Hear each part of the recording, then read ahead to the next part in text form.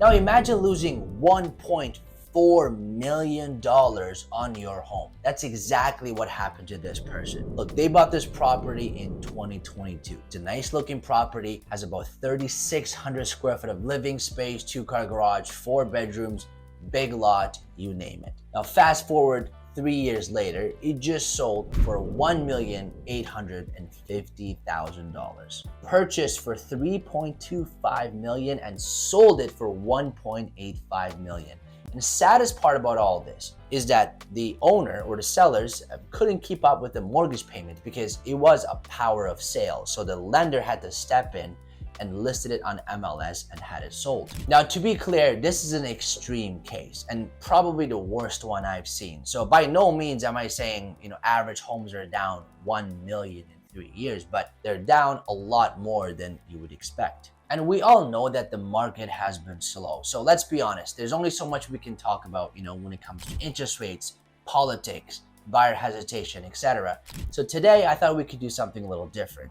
I wanted to compare the peak COVID prices across the GTA to where we are at now. So some of these numbers might actually shock you. If you're new here, my name is Durham. I'm a real estate broker here in the Greater Toronto area. Now, if you like real numbers, honest breakdowns, and no hype, I want you to hit that subscribe button because I post weekly just so that you can stay informed and up to date about the GTA real estate market. Now, I want to start off by saying let's rewind to February 2022, which was the absolute peak of the market. There were roughly 8,000 homes for sale across the Greater Toronto area compared to the 32,000 active homes for sale that we have right now. And the average price of a home, average selling price of a property in the GTA was $1,335,000. Today, average price of a home is at $1,120,000, and that is a 16% price drop compared to the peak, where in dollar terms, that would be $215,000. But remember, the average prices that I talk about here, or what you see on the news, is the average of everything. So that includes the $15 million mansion in Bridle Path to a small studio in downtown Toronto to a 2-bedroom bungalow in Oshawa. So what that means is averages only tell you part of the story. So with that said, I want you to bring your attention to this table right here. So these are the median home prices in the Durham region for February 2022, which was a peak that we talked about, compared to now. Now at the absolute peak of the market, the median prices of all types of homes in Pickering, right? When I say all, I'm talking about condos, townhouses, semis, and detaches. In Pickering, in February 2022, was $1,235,000. Now fast forward to May of this year, median prices is $900,000. Now that translates to a 27% price drop, or $335,000. Next, looking at Ajax, median price of a home in Ajax was $1,270,000. Compare that to now, that number is $853,000, representing a 33% drop. Looking at Whitby, at the peak of the market, the number was $1,317,000 versus now that number is just shy of $900,000, representing a 32% drop, or an average of $425,000. Looking at Oshawa, at the peak, it was $1,050,000. Compared to now, that number is $750,000, representing a 29% drop. And Clarington was $1,100,000 roughly, and right now it's $795,000, representing a 28% drop, or in dollar figures, that would be $310,000 decline. Now, if you notice that in the Durham region, median home prices are down anywhere from 27% to 33%, depending on where you are and what type of asset class you're looking at. Because Durham region was and still is the most affordable area in all of the GTA. So over the years, we had a lot of people move here, and especially during COVID, where work from home was very, very popular, a lot of people actually moved out here to purchase homes, and that actually artificially inflated home prices. Now, naturally, when things went back to normal, people started moving back into the city, and there was just less demand for the Durham region.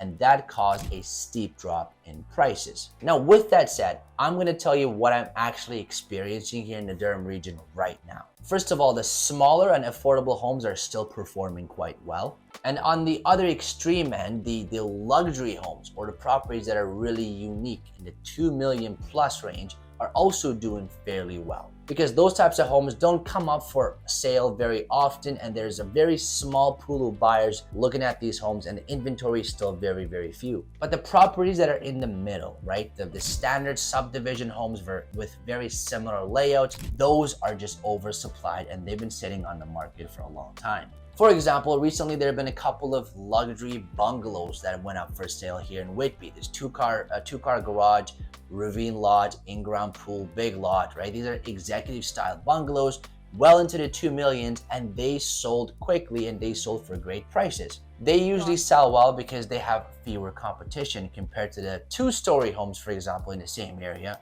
with 4 bedrooms and 2-car garage and somewhat of a generic layout. They've just been sitting on the market forever and ever and ever, and the competition just continues to pile up. So regardless of where you are on the spectrum, you have to make sure that your pricing is extremely important, because that's how you position yourself in the market. Now, with that said, let's move over to Toronto, because you will find some key important details and data that you will find interesting here. Now, for Toronto, I broke down the numbers based on asset classes, okay? So let's look at condos. The peak prices in February 2022, average price of an apartment condo was $745,000. Compare that to today, they're at $607,000. Now, detached homes at the peak of the market was $1,675,000. Compare that to today, they're at $1,385,000. Semi-detaches at the peak of the market was $1,388,000. Compared that to today, that's at $1,188,000. And townhomes, $1,308,000 at the peak, and today they're sitting at $1,221,000. Now, if you actually look at the price drop here in the city of Toronto, you notice that the numbers are a lot less compared to Durham region. The biggest hit is actually coming from the condo apartments, which we all know right now it's condo crisis at the moment, but the freehold properties in the city of Toronto have actually done quite well. Like we said earlier, Durham region on average is down about 30% compared to the peak, whereas Toronto is down anywhere from 7 to 17% compared to the peak. And this is where I'm seeing real opportunities, right? And this is what I want to talk to you guys about. If you currently own a house in the city of Toronto, a freehold property in the city of Toronto, and you thought about moving to the suburbs, then this could be your moment. Because the prices in the city of Toronto, relatively speaking, are still fairly solid, and you can cash out for a pretty good price. And in the suburbs, you can get a lot nicer home, a newer, bigger, nicer property